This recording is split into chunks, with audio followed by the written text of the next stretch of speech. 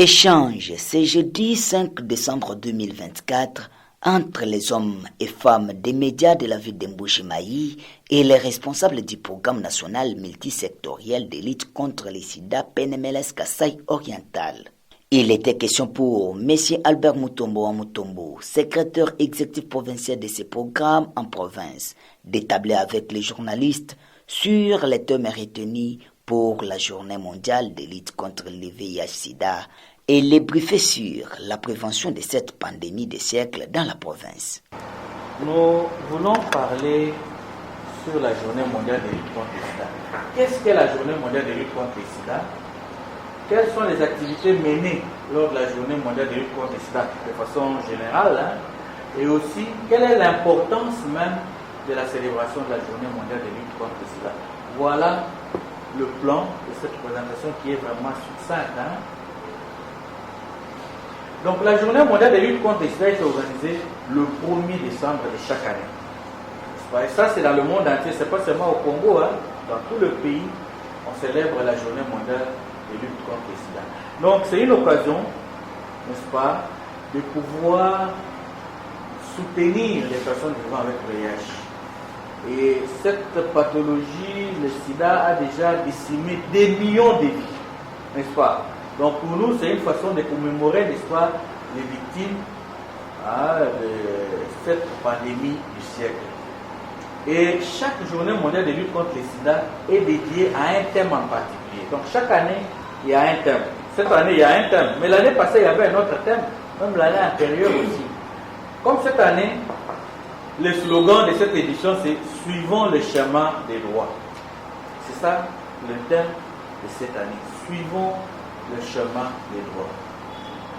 Et c'est vrai, cette pandémie entraîne beaucoup de défis à travers le monde entier. Notez que une personne atteinte par le VIH, bien sûr, il y aura toute une place sur ça. Si elle n'adhère pas au traitement, c'est un manque à gagner aussi sur le plan économique, parce que cette personne peut arriver au stade sida, maladie. Est-ce qu'il saura aller au travail? Non. Et imaginez si la personne n'adhère pas au traitement, il peut arriver aussi qu'il meure du sida.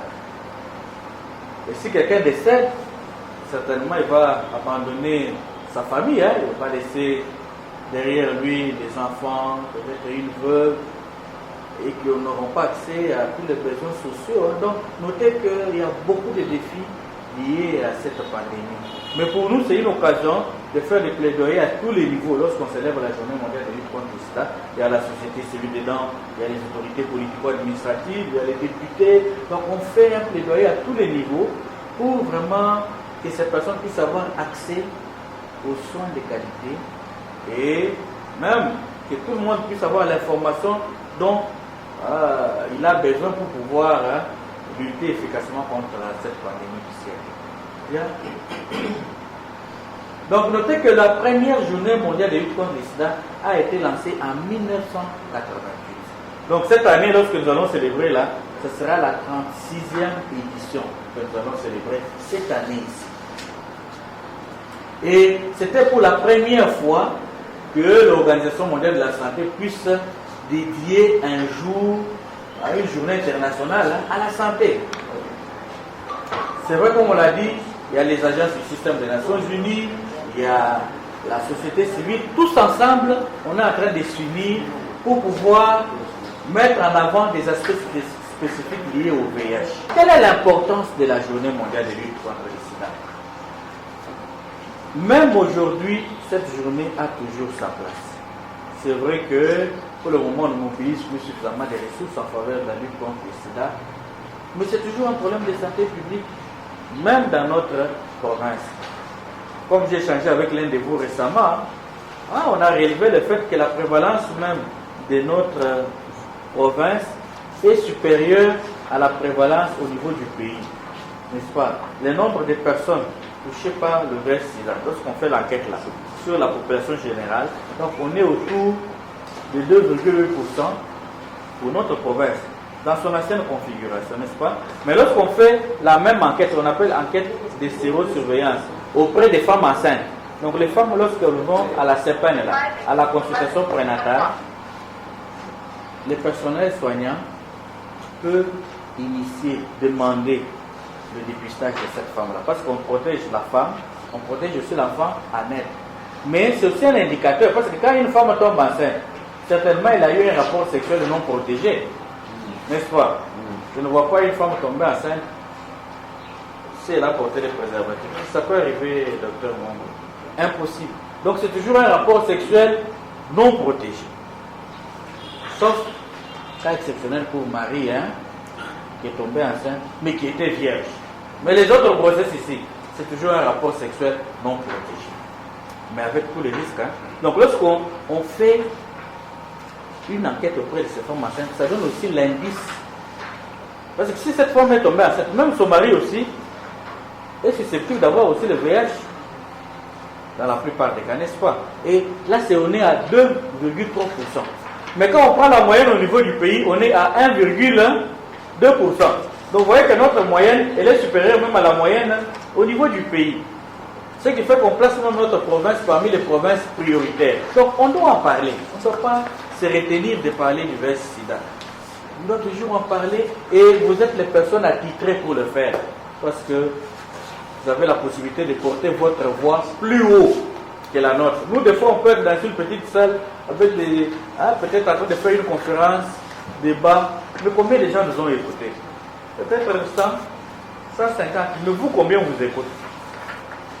Quand on fait le rapport là d'écoute là, ce sont des milliers de personnes, des centaines et des milliers qui vous écoutent. Votre voix porte plus haut que la nôtre et ensemble, nous pouvons nous serrer les coudes pour vraiment renforcer la sensibilisation lors de la journée mondiale de lutte contre le sida. Et aujourd'hui, on doit lutter contre la stigmatisation, la discrimination. Qu'est-ce que ça veut dire? On ne doit pas mettre de côté quelqu'un. On ne doit pas traiter autrement quelqu'un parce qu'il est porteur du VIH. Toi là, avant de t'engager, fais d'abord les tests. Ah, toi tu as atteint. Non, je ne peux pas te prendre. Une femme peut-être qui veut travailler comme bonne.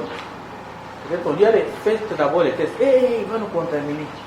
Attention avec cette femme-là. Vous voyez, c'est la stigmatisation. C'est un traitement. On traite autrement quelqu'un juste parce qu'il est porteur du virus. Ça, c'est un sentiment. Et ça, la personne se sent frustrée. La personne se sent rejetée même dans la société. Ce qui n'est pas bon. Mais aussi, c'est pour nous une occasion, lorsqu'on célèbre la journée mondiale, de voir comment améliorer la qualité de vie des personnes vivant avec VIH. Il y a des personnes qui sont rejetées même par leur famille. Une femme, peut-être séropositive, rejetée. Et même sur le plan économique, cette personne a des difficultés pour assumer certaines de ses responsabilités, juste parce que c'est une personne vivant avec VIH. Un traitement qui n'est pas bon. Et nous, lors de la célébration de la journée mondiale de lutte contre le sida, un accent est mis sur cet aspect. Et d'ailleurs, même le terme, lorsqu'on va en parler plus tard, vous allez voir que lorsqu'on stigmatise, on discrimine, on ne respecte pas les droits de l'homme. C'est contraire aux droits de l'homme. Et même si on portait plainte contre une personne qui a stigmatisé ou discriminé une personne vivant avec VIH, récemment, mon collègue m'a partagé même la loi. C'est la loi 008, portant protection des personnes vivant avec VIH. Donc, ces personnes doivent être protégées. C'est vrai, ces personnes ont des devoirs, ces personnes ont des droits, mais on doit les protéger aussi. On ne doit pas vraiment bafouer leurs droits. Si on les fait, on est susceptible d'être poursuivi par la loi. Ou même divulguer les statuts de quelqu'un, son statut sérologique. Nous avons les professionnels de la santé avec nous ici. Ils savent qu'ils sont tenus par le secret professionnel. Tout ce que vous avez vu, tout ce que vous avez entendu dans l'exercice de votre profession, vous ne devez pas les dire. Vous devez garder secret. Vous ne devez pas divulguer.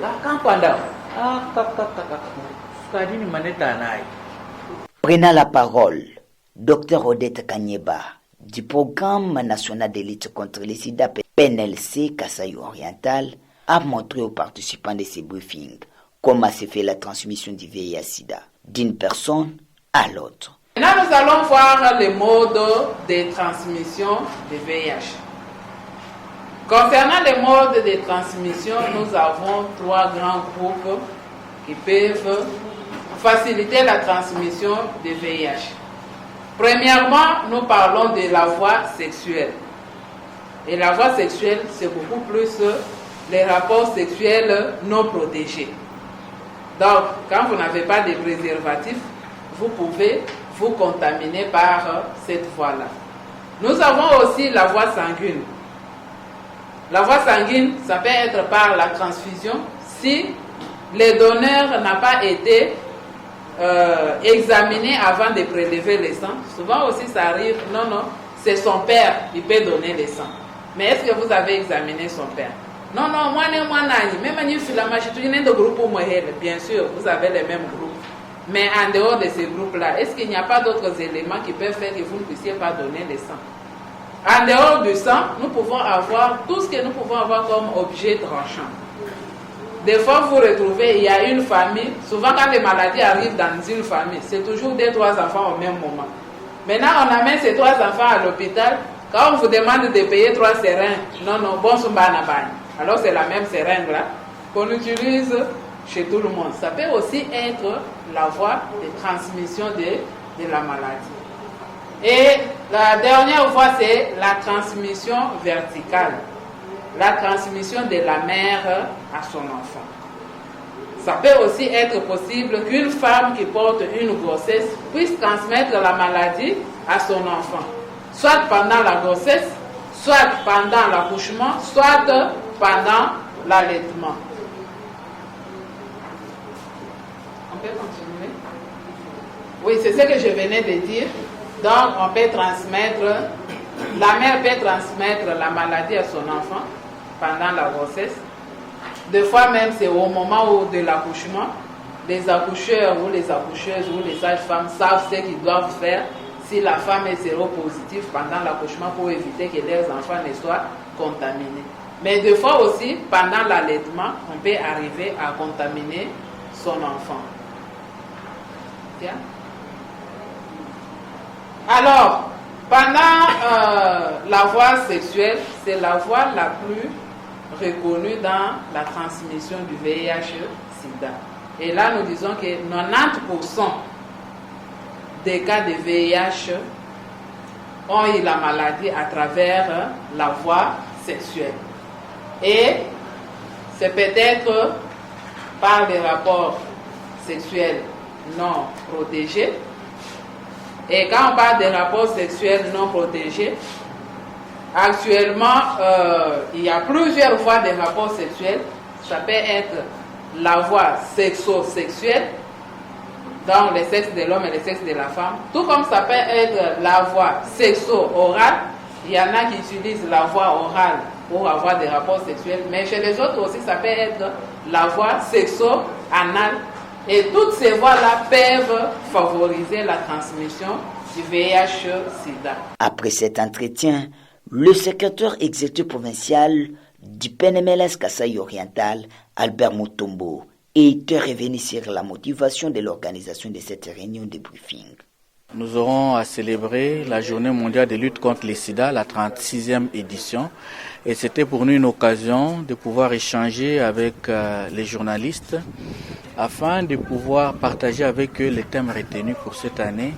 Et sachant que les journalistes sont d'une grande importance pour pouvoir aussi partager l'information à plus de personnes possible, nous avons voulu partager avec eux l'information sur la prévention du VIH-Sida ainsi que les thèmes retenus pour cette année. Donc au total, 20 journalistes ont été briefés sur la journée mondiale de lutte contre le sida au Kasaï oriental. L'objectif visé, c'est d'abord renforcer leur capacité sur la prévention du VIH-Sida et la plupart d'entre eux sont des éducateurs.